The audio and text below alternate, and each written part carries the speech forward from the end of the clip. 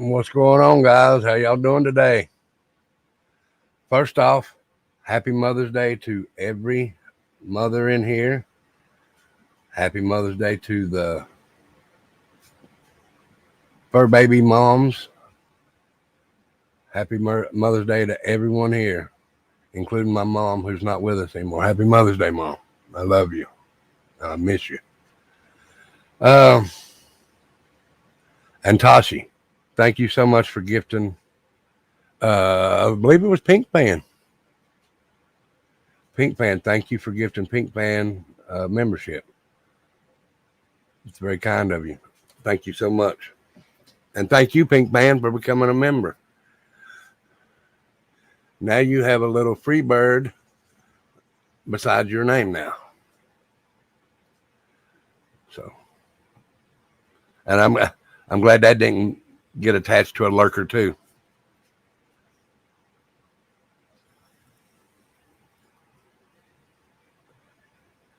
Got unloaded. All right, just be careful, Tutti Frutti. Um, and I got some bad news. Well, it was Friday night,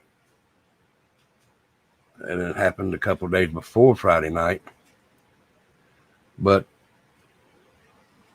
the last time that I was in the ring, and y'all seen the video of me getting my butt kicked, and Trendy was crying, the gentleman that was my bodyguard, or I was his bodyguard and his manager, passed away from the C word. So if y'all don't care, I want to bring up a picture of him, and I'd like to play his theme music and pay my respects to him, if that would be okay with you guys. I just got to find it again.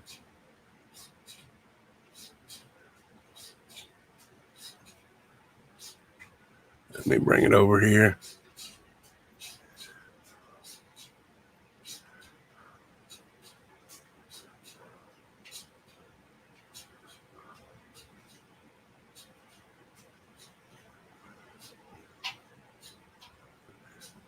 This was Mr. USA. His name was Robert Akers. But I'd like to play his entrance music and pay my respects to him, if that would be all right. Y'all tell me if y'all can hear it before. Here we go.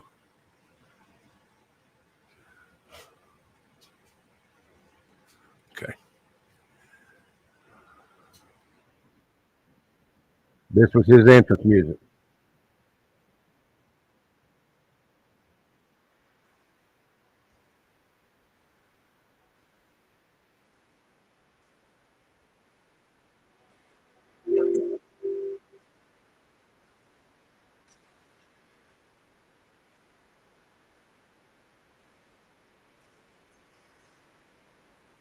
I was a wrestler.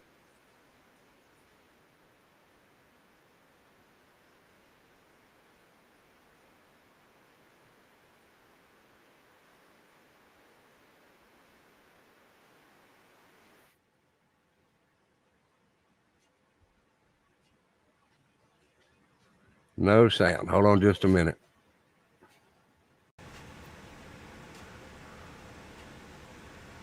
I wonder if you can hear the sound now.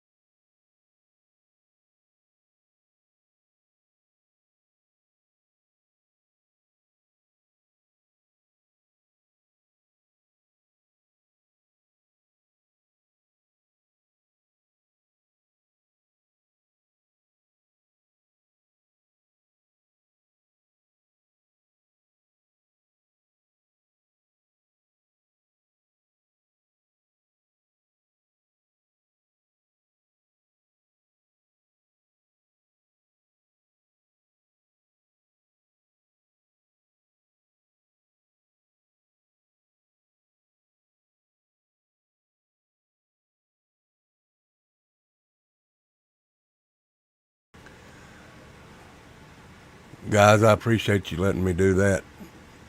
Let me get this right here. He really loved Tyler and Trendy, and I was hoping Trendy was outside while I done this, but she happened to be inside. So y'all say prayers for Trinity. Tyler took it a little better, but Trendy, it messes with her a lot. So, but I am going to show the last thing that we ever done together. The last two promos that we cut together. So let me find them right quick.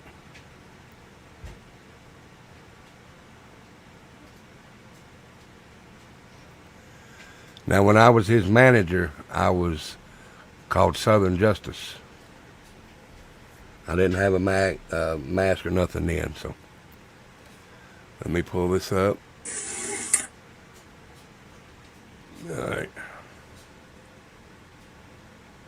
This was the last time I seen him was at this show, and this was back in 2019.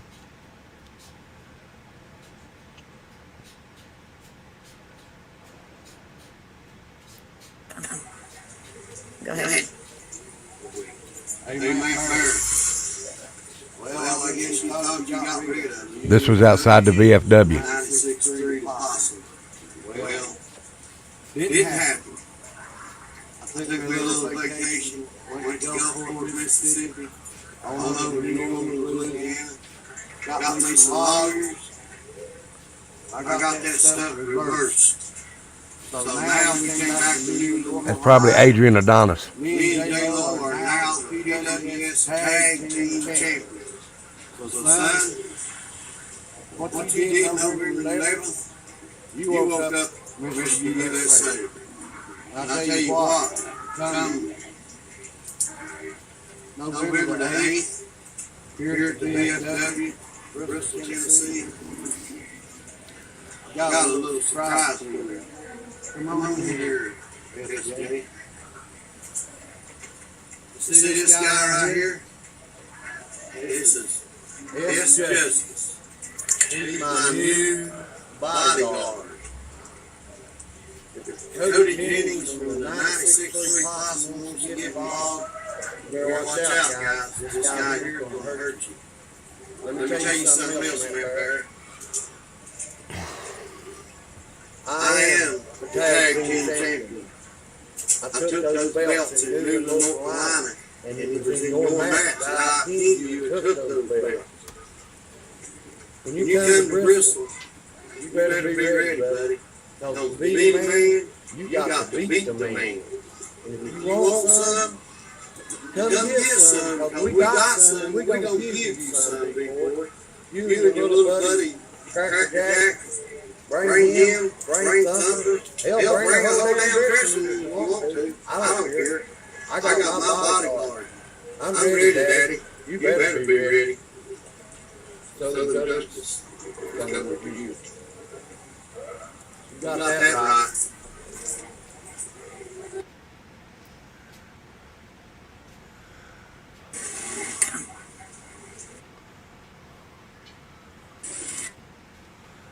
All right, this was the last one that we done together. The last video, the first one I just showed you happened before this one, and this was the last video we done together, the last promo.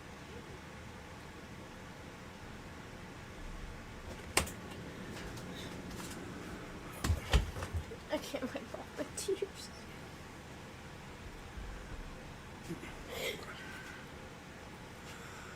All right, here we go.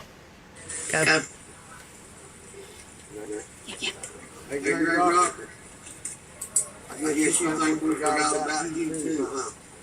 Well, we ain't forgot what you done to that red flag. And I'm sure when Southern Storm gets a hold of you, you're gonna pay for what you done to that flag.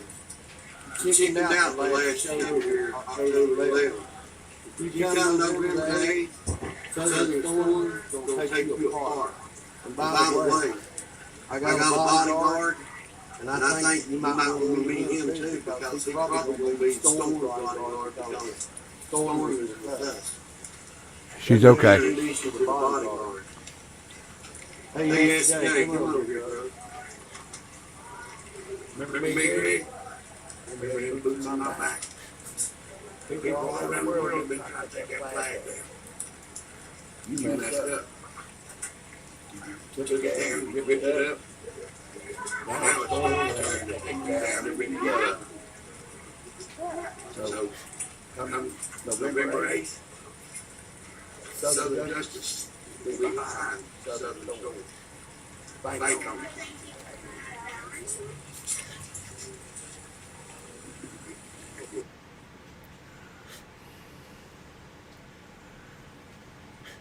Thank you guys for letting me play that.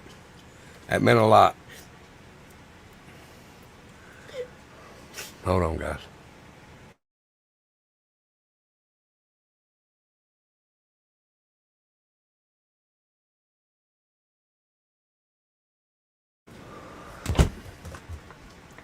Sorry, guys. I told her to go in there and wipe her face.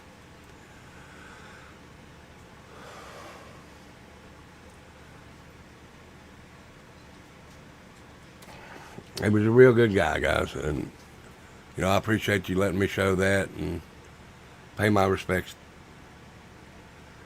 The man I was just showing passed away. I think it was either Wednesday or Thursday of last week, and I didn't know about it until Friday night after the bonfire. And he loved Trinity and Tyler. I was his manager. Paper cut. I was his manager, bodyguard. And he was the one that my last ever time in the ring was with him. And Trinity and him got along perfect. I mean, she was there at every show when he wrestled. So, but thank you guys for letting me do that. I really do appreciate it. So how's everybody doing tonight? Like I said, happy Mother's Day to everybody. Every mother in here, every woman in here, happy Mother's Day. Whether you got a child or not, happy Mother's Day.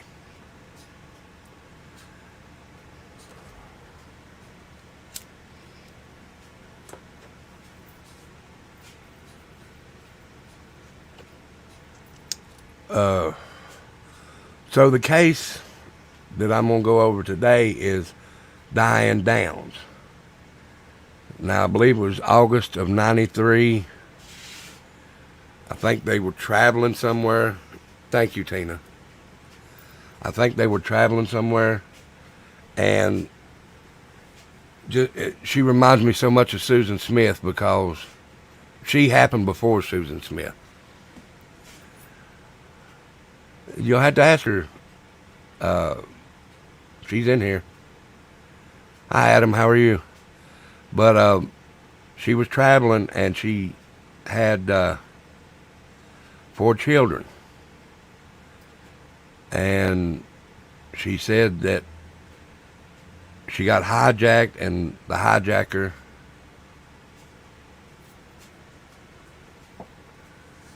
we went all over Virginia and Tennessee.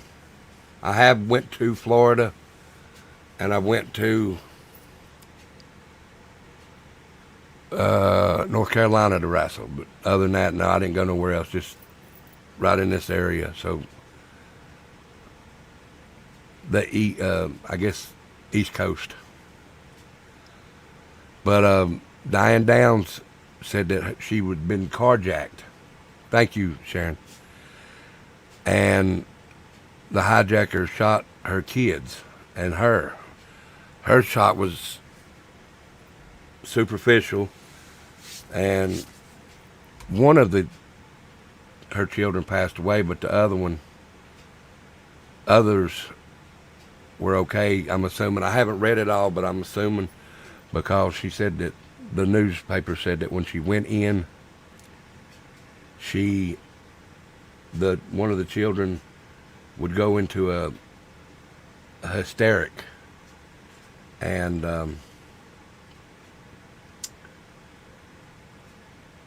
they got a little concerned about that, so they started investigating her.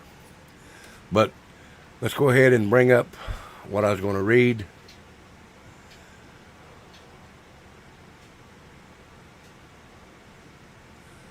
Okay, let's go here, here.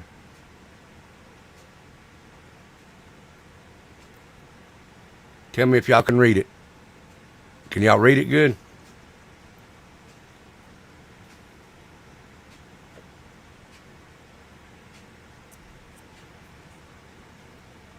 Put a 1 in chat if you can read it good. If not, I can take it up a little bit more. Let's go ahead and do that anyway. That's as far as I can take it unless... Oh, wait a minute. I can go over here. Okay, let's go up a little more.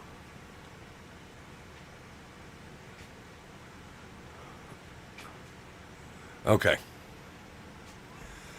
This is... I don't know if I can... Is that good enough, Rachel?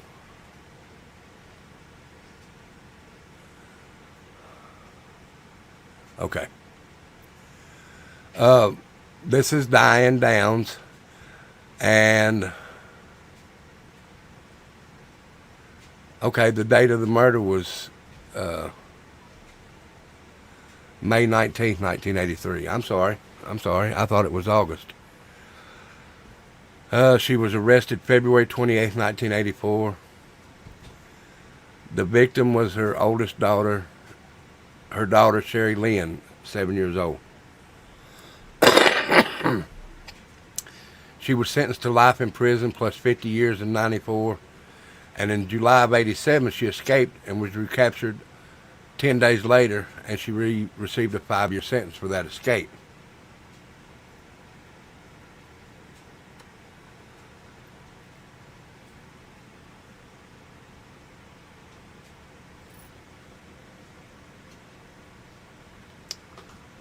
It is. It's bad.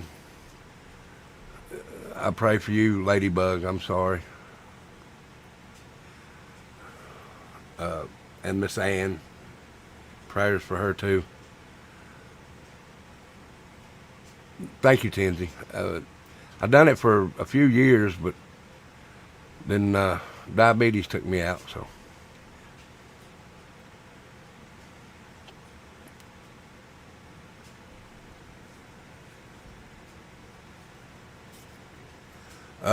Let's see here. Let's go on down.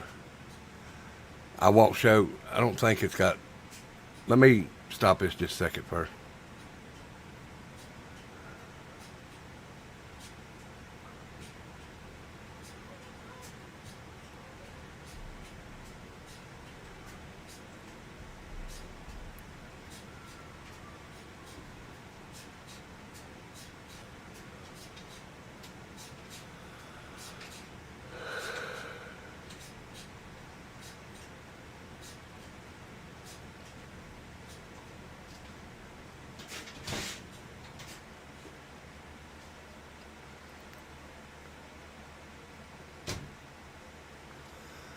All right, let's see.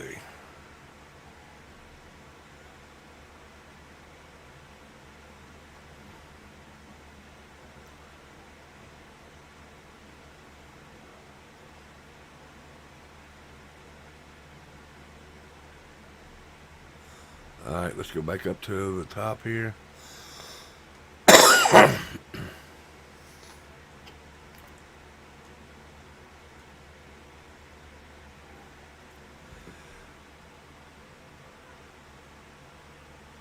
I don't know if she was in any movies or not, but we'll surely go check into it. All right, let's see. Present, share screen.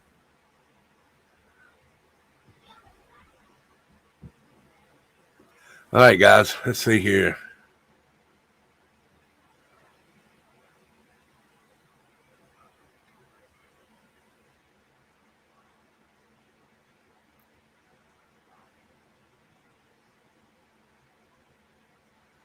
All right. We'll start right here.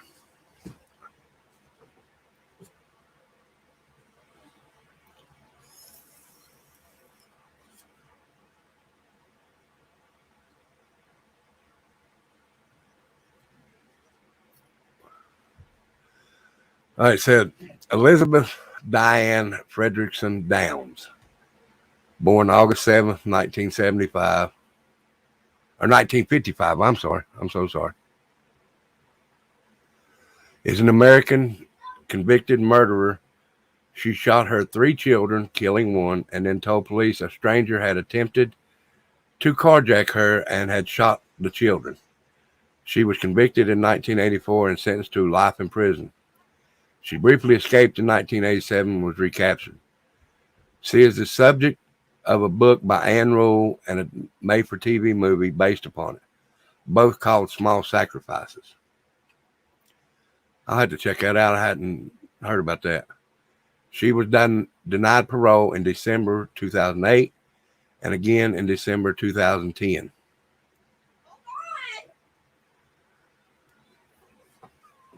Diane Frederickson was born in Phoenix, Arizona to Wes and Willadine Frederickson on August 7th, 1955. She alleges that her father emmed her when she was a child. She graduated from Moon Valley High School in Phoenix, where she met her future husband, Steve Downs.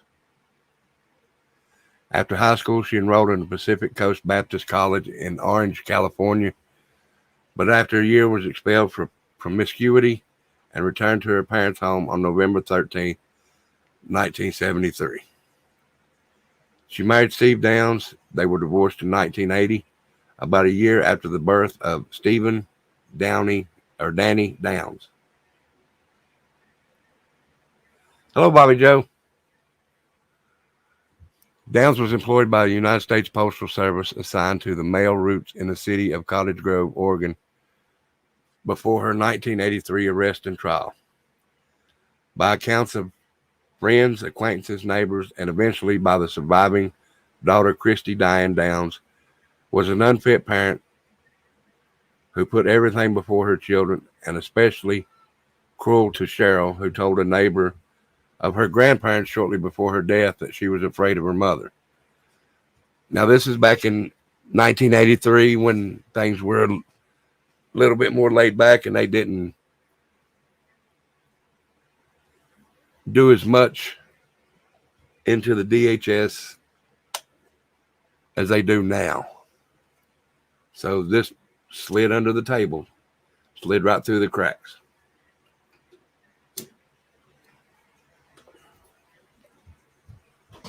On May 19th, 1983, Downs shot her 3 children, Stephen Daniel, born 1979, Cheryl Lynn, born 1976, and Christy Ann, born 1974. Okay, she had 3 children. I'm sorry, I thought she had 4. Oh, she did have 4. You'll see it in a minute. Downs drove the children in a blood-splattered car to a McKenzie Willamette hospital. There was blood splatter all over the inside of the car, but none on Diane. On arrival at the hospital, Cheryl was already passed. Hey, Wild Angel. Oh, Beachy. Downs herself had been shot in the left forearm. Downs claimed she was carjacked on a rural road near Springfield, Oregon, by a strange man who shot her and her 3 children. Investigators became suspicious because they decided her manner was too calm for a person who had experienced a traumatic event.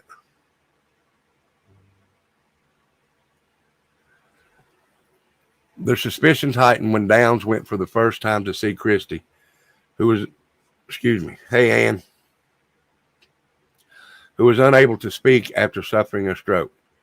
Christy's eyes glazed over the apparent fear and her heart rate jumped dramatically. They also discovered that immediately upon arriving at the hospital, Downs had called Robert Knickerbocker, a married man and a former colleague in Arizona, with whom she had been having an affair.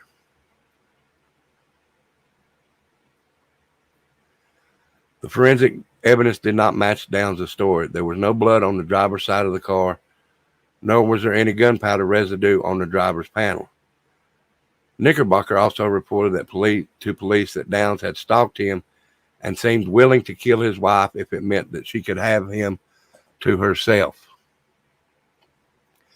Knickerbocker stated that he was relieved that Downs had left for Oregon and was able to reconcile with his wife. Downs did not tell police she owned a .22 caliber handgun, but both Steve Downs, her ex-husband, and Knickerbocker, her ex-lover, said she did own one. Investigators later discovered she bought the handgun in Arizona, and although they were unable to find the actual weapon, they found unfired casings in her home with extractor markings from the same gun that shot the children.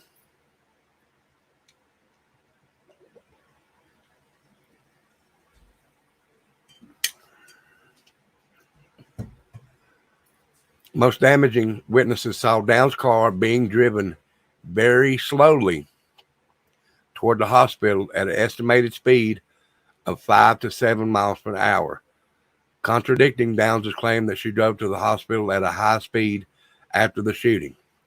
Based on this and additional evidence, Downs was arrested 9 months after the event on February 28, 1984, and charged with murder and 2 counts each of attempted murder and criminal assault. Prosecutors argued that Downs shot her children to be free of them so she could continue her affair with Knickerbocker, who let it be known that he did not want children in his life. This is the same exact story that Susan Smith used. Susan Smith said the same thing, that she wanted to be with her lover. He didn't want children, so she decided to get rid of the children. And most everybody knows how Susan Smith got rid of her children. Much of the case against Downs rested on the testimony of surviving daughter Christy, who, once she recovered her ability to speak, described how her mother shot all 3 children while parked at the side of the road and then shot herself in the arm. Christy was 8 years old at the time of the murder and 9 years old at the time of the trial. Downs was found guilty on all charges on June 17, 1984, and sentenced to life in prison plus 50 years. Psychiatrists diagnosed Downs with narcissistic, histrionic, and antisocial personality disorders. Most of her sentence is to be served consecutively. The judge made it clear that he did not wish Downs to ever regain her freedom. The surviving children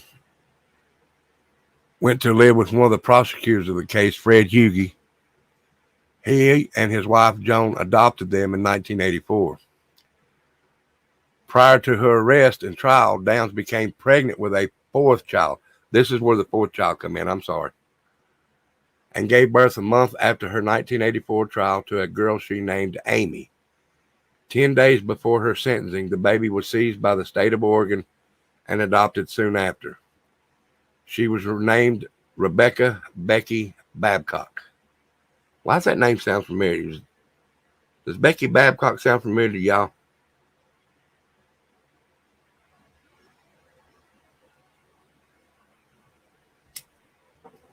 It sounds familiar to me. That's why I was asking. If any of y'all think it sounds familiar to y'all, let me know in chat.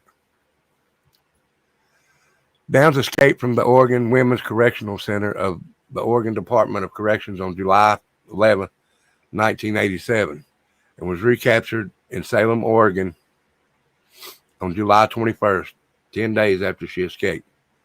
She received a 5-year sentence for the escape.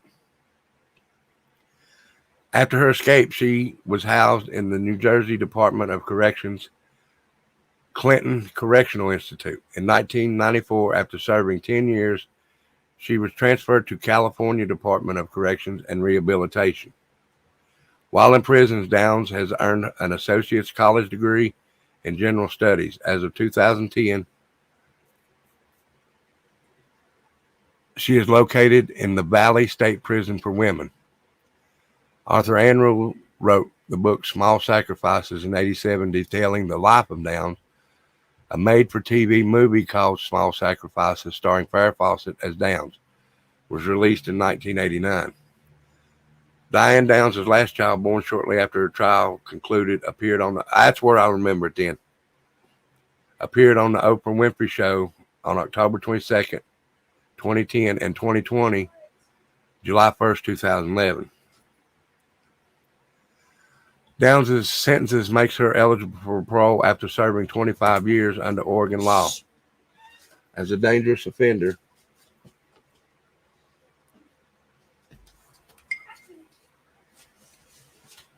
hold on just a minute, guys. As a dangerous offender, she will be eligible for parole consideration hearing every 2 years until she is released or dies in prison. In her first application for parole in 2008, Diane reaffirmed her innocence. Over the years, she said, "I have told you and the rest of the world that a man came and shot me and my children. I have never changed my story." Downs' first parole hearing was on December 9th, 2008, in Lane County District Attorney Douglas Harkleroad wrote, where's it at? Wrote the parole board, Downs continues to fail to demonstrate any honest insight into her criminal behavior. Even after her conviction, she continues to fabricate new versions of events under which the crimes occur. She alternately refers to her assailants as bushy-haired stranger. Two men wearing ski masks or drug dealers and corrupt law enforcement officials. Downs participated in the hearing from the Summer Valley Prison.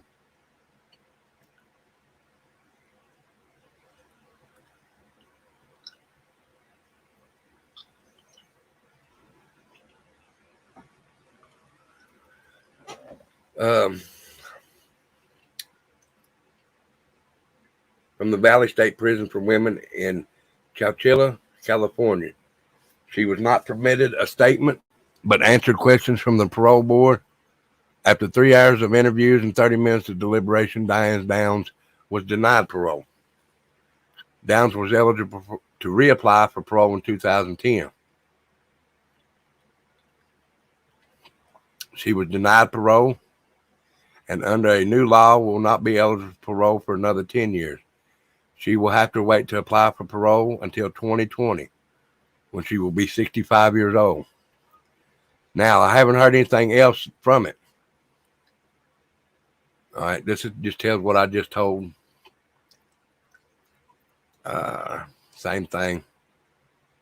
That's the crime where it happened. That's the blood-splattered car. Bushy-haired stranger. Detectives who spoke with her in a private room at McKenzie Wilmette were equally surprised at her attitude. Hold on just a minute, guys. Give me just 1 second.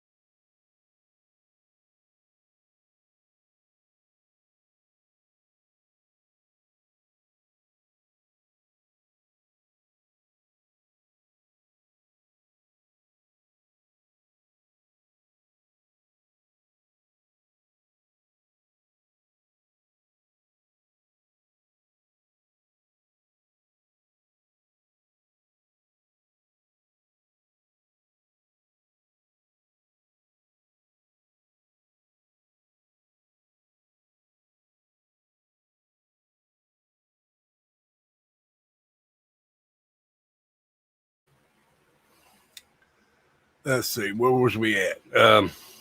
One investigator, a sharp, keen-witted veteran of the county's homicide squad, who was aptly named Dick Tracy. Hey, old Casper, how are you today? Hope you had a wonderful Mother's Day. And anybody new that's come in here, I hope y'all have had a wonderful Mother's Day. No, she's still in prison.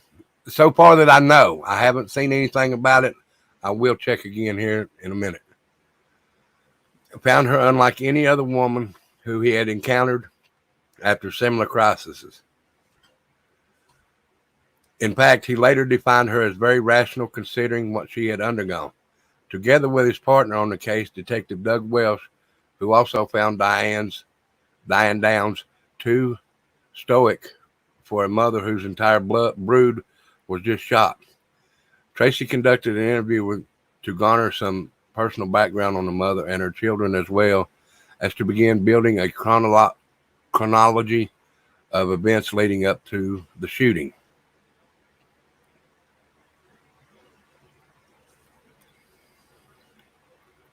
To that point, they had determined that the bullets had been fired at the kids were .22 caliber shot from either a handgun or a rifle. Detectives suspected a handgun. Powder burns on the children's skin indicated that the angry weapon had been fired at approximately close proximity, especially those on the deceased girl, Cheryl, who had been in the front seat. Blood splayed across the car's doors, seats, and windows, and elsewhere indicated that the murderer had discharged the gun from the left or driver's side, which agreed with Diane's story, claiming the intruder had reached in through her window.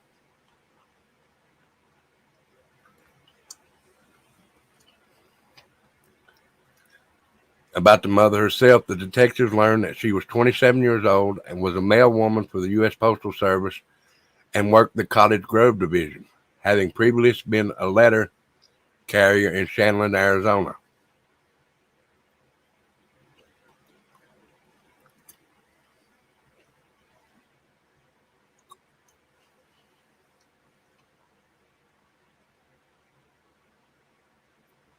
Well, they don't say that in here, though, and I haven't seen no reports of a surrogate. So I just go with what they tell me here till I find it different.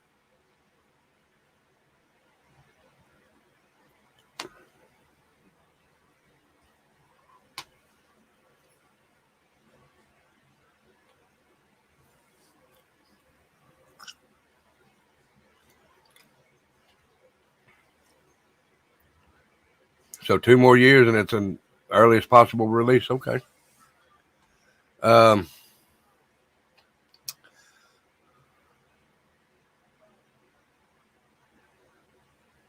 Sub-Zero. Let's see here. Let's go on down.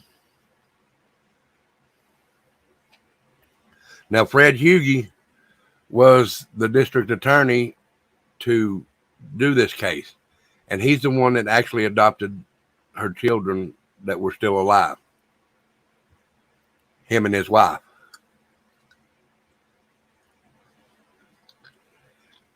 See here, it says Hughey ordered around-the-clock guard on the children. He also commissioned a child psychologist to remain at Christie's side during the day to build up a trust that the child may, when more hail, confide in her the events on Mohawk Road.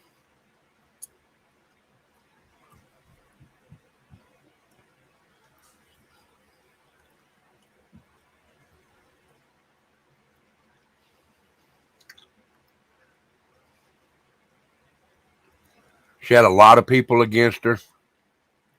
A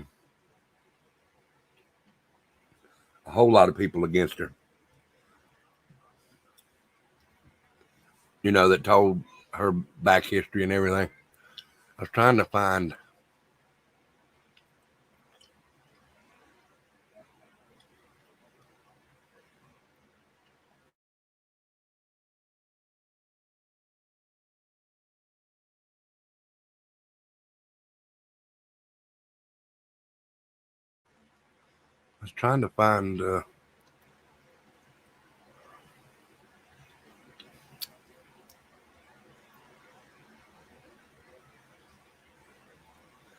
Okay.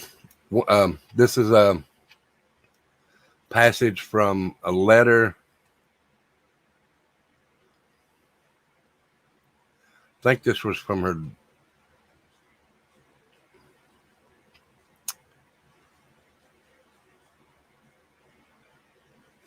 Okay, he learned that they learned that Christy Downs, which is the daughter that survived, had suffered a stroke.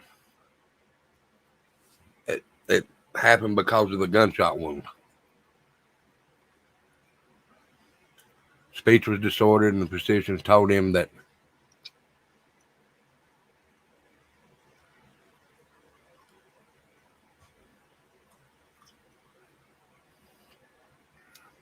she may never speak again. The left side of the brain, the side that controlled the ability to speak, had been injured, but there was hope, albeit slight. Doctors prayed that because she was so young, they could reverse the deterioration with therapy and restore her slurring tongue. So far, I've read that she's had 4. Pink Pan said that she had 5. One was a surrogate. I know she had 3 when this happened. Hey, Mark. I know 3 when this happened. She had a 4th one right before she. What's up, Ghost Devil? A 4th one right before she was convicted. And then the surrogate, I have no idea. I have to read more into that. And it might say something in here, but I haven't read it yet. So I know of 4. The 3 that she shot, and then she had a 4th one going into her conviction.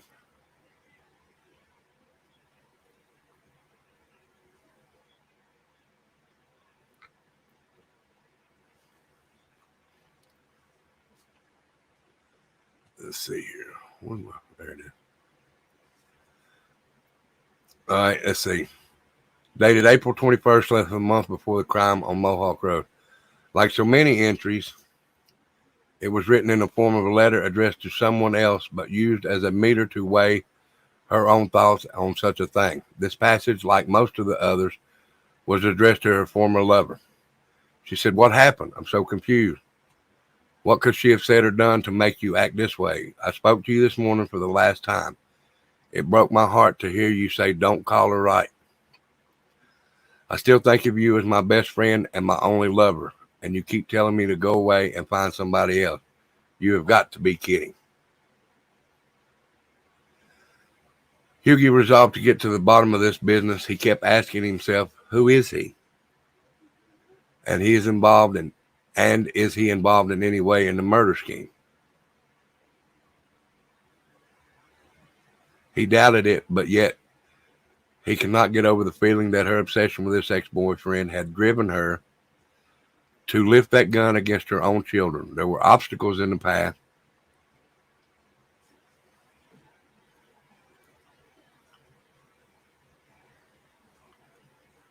Oh, okay.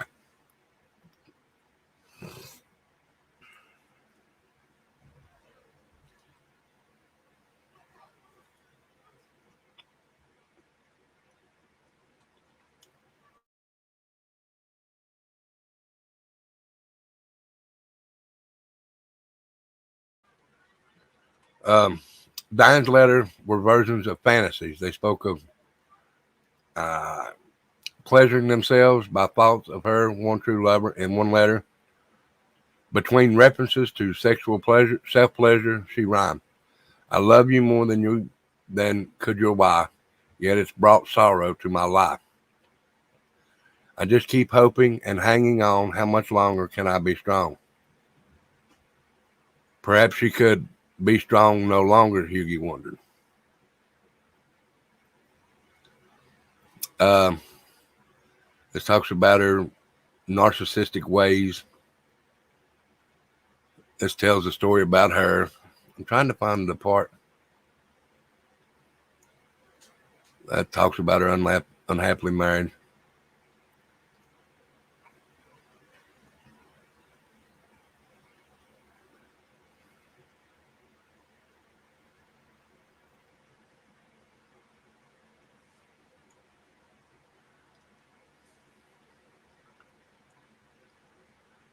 Okay. Was there anyone there the night that you didn't know? Asked Cogdell, referring to the stranger on the dark road. No, the girl answered. Were Danny and Cheryl crying? No. Why wasn't Cheryl crying? She was dead. A pause, then softly, do you know who was shooting? Christy. I think, but Christy cannot muster the word. Cogdell didn't push and let it go for now. Hughie decided to bite the bullet. Experts told him that they had enough evidence and they believed they had a strong case. But he would need to recreate the terrible thing in court, piece all the puzzle fragments together in such a way so that the panel of jurors saw what he saw and totally believed. The grand jury was wrapping up after 9 months of interviews. They had spoken to, quizzed, and deliberated on the words of many, including Diane Downs, and balanced at the end of those 9 months the tomes of testimony they possessed. They handed down an indictment, 1 charge of murder, 2 charges of attempted murder, and 2 charges of criminal assault. The state of Oregon was going for the child's killer throat. On February 28, 1984, police cuffed Diane as she was alighting from the car in the parking lot of the post office.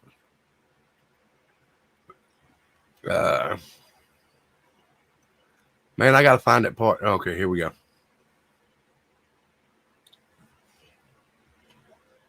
Give me just a second again, guy.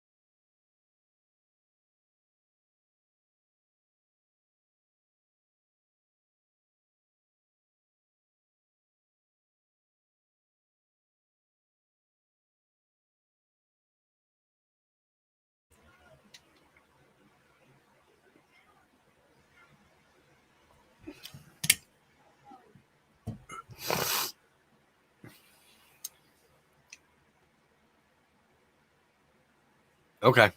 I mean, it might be in here too, Pink Man. I'll look. I'll look. Hughie began by explaining to the girl the importance of telling the truth on the stand. She understood, giving her time to relax and her voice to become sufficiently audible to the courtroom. He then asked her several routine questions about her family, her schooling, herself. Feeling that she was ready for the heavy stuff, he maneuvered into the day of the crime, her visit with her family to Heather Plourd's home on Sunderman Road in order to give Miss Plourd the clipping from the newspaper about horse rentals. Christy was visibly shaken. Hughie patted her shoulder and gave her a reassuring smile. He gave her a moment to recover before proceeding. Reassuring her that she was okay, he resumed his line of questioning about what Diane did with her children. She leaned over the back seat and shot Danny, Christy said. What happened then? What happened after Danny got shot? The child caved in under her tears and Hughie hugged her.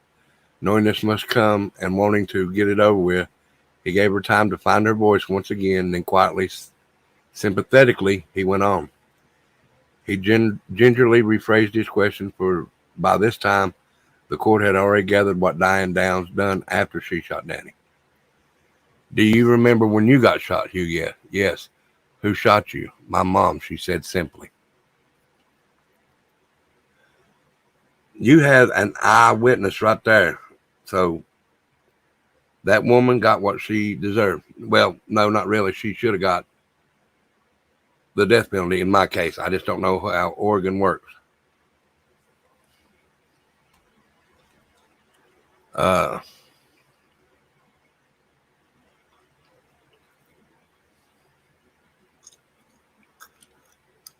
After that pathetic moment, the tone for the rest of the trial was set. Everything else, all other words, were anticlimactic. Diane Downs was as guilty as sin. Outside the walls of the courtroom, too, Americans who had refused to believe that a mother could consciously pull a trigger on all three harmless children. Her children surrendered. She had been vilified justly, and the cross that they thought was being nailed together to crucify a martyr became suddenly an instrument of deserved justice. On June 14, 1984, Judge Foote read aloud the jury's unanimous verdict: guilty of attempted murder in the first degree, guilty of a second account of attempted murder in the first degree, guilty of first degree assault, guilty of another count of first degree assault, and guilty of murder. Oregon at that time did not impose the death sentence. She got off lucky there. Did not impose the sentence, but in subsequent sentencing, the judge sought to deprive Diane Downs from the daylight of liberty forever. After decreeing a life term plus an additional 50 years for using a firearm, excuse me, the court hopes the defendant will never again be free. I've come as close to that as possible. Between the verdict and the sentencing, the court recessed while Diane gave birth to a beautiful child whom she named Amy. The father of the baby denied her, and in time, a caring family adopted her. In 1987, Diane briefly escaped the Oregon Women's Correctional Center, where she had been incarcerated. After her recapture, she was transported to the High Maximum Clinton Correctional Institute in New Jersey, where she sits today. Diane's former lover and his wife remain happily married. Steve Downs still lives in Oregon. The children, Christy and Danny, survived the ordeal. Danny is confined to a wheelchair, but is a happy boy. Christy has grown into a very content teenager. Both consider the ending of the story to be happy ever after. In 1986, they moved into the home of their loving new adoptive parents, Fred and Joan Huggy. The story is taken primarily from a book by Ann Rule entitled Small Sacrifices. So,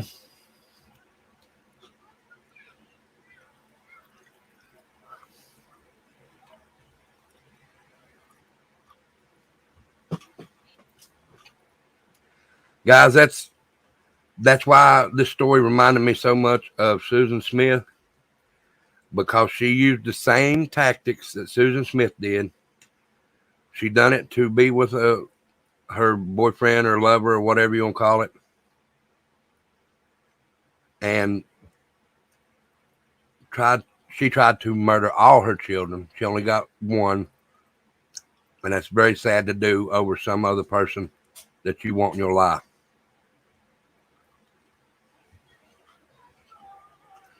I have to say this, if there's somebody that I'd love to have in my life and they wouldn't want my children, they got to go. Because you brought those children into this world. You are responsible for these children, whether you like it or not. And I don't see how anybody could not want children after you see how beautiful they are at birth and how they grow. To me, it's an honor to have Tyler and Trinity and Hunter and James, for me to be in their lives and everything. That's an honor for me to do that. I love them children more than anything in this world. When they were born, my life was essentially over in the part that I wanted to do this and that by myself. That's over. Now everything I do is for Becca, Tyler, Trinity, James, Hunter, Stephen. That's it. I mean, how could you not want to do that? It's a cold ass piece of shit that don't want to raise children, or after you have them that you want to get rid of them. No, that was Susan Smith that done that, Tinsy, and blamed it on a black man, which was a fabricated lie.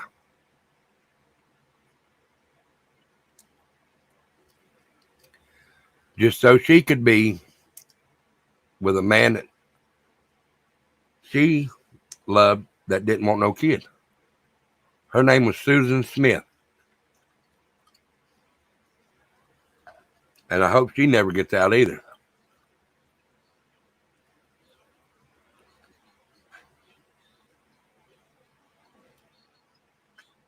My children are my purpose.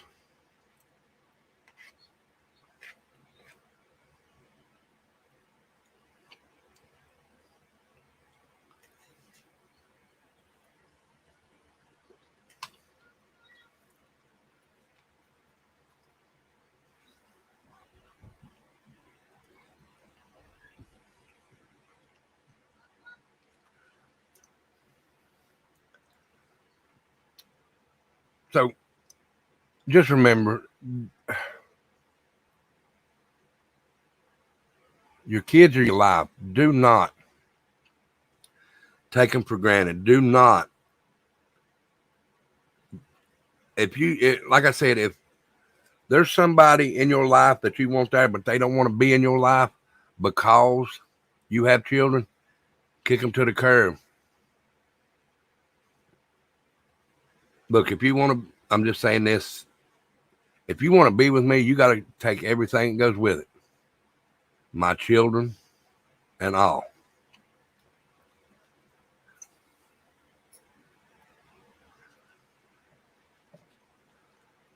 If there's something out there that's more important than your children, then you got your wires crossed in your damn brain.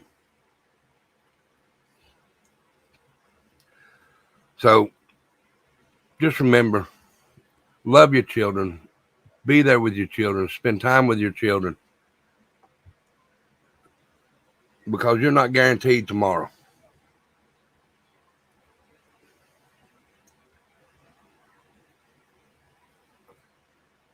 Nobody is guaranteed tomorrow, so spend as much time with them as you can. Love them as hard as you can.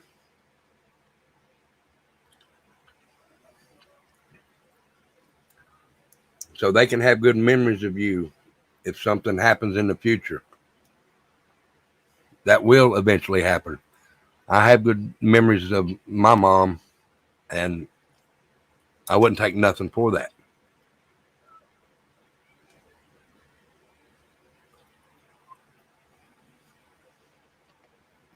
People have forgotten what life is all about, Digger Duck.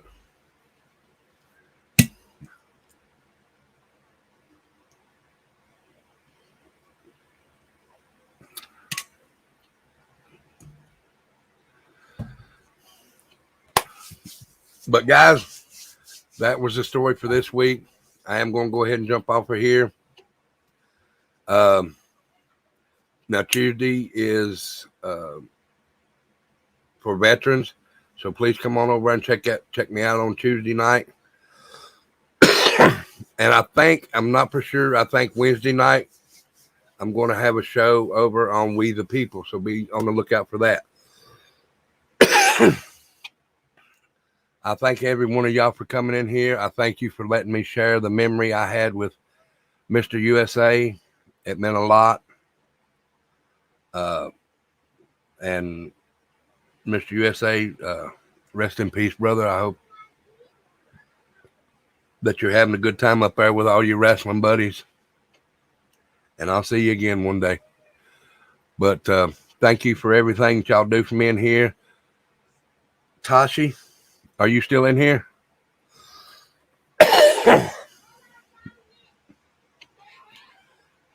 If you're still in here,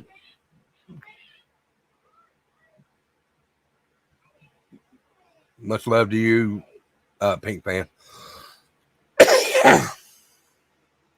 Thank you again for the donation to Pink Fan so she could join. Thank you very much for the subscription for Pink Fan. Tashi is awesome. Her, Dumpling, Hippie Grandma, and there's quite a few that I just can't remember that have donated. And these people are very awesome. Without them and without y'all in chat, there wouldn't be no Tattooed Rebel channel. So I appreciate everything that y'all do. And again, like I said, I hope everybody here has had a wonderful Mother's Day.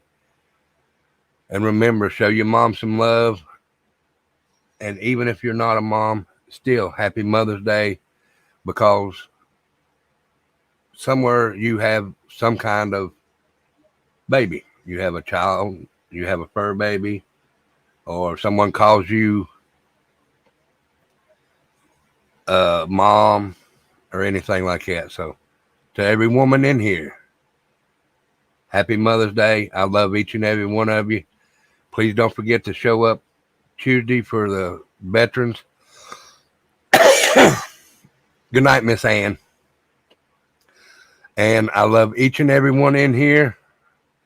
And I will see y'all Tuesday for the veteran show. And maybe Wednesday night, another show on We the People. But y'all have a good one. And if there's anybody, I think Dumpling went on at 8:30. So please go over and show Dumpling some love. That girl's got a good show. She's got a good thing going. So please go over and show her some love. If you haven't already, went over and like and share and subscribe. So go do that. Okay? So love each and every one of you. I'll see y'all real soon. Y'all be good. Stay safe. And I'll see you Tuesday night. Love y'all.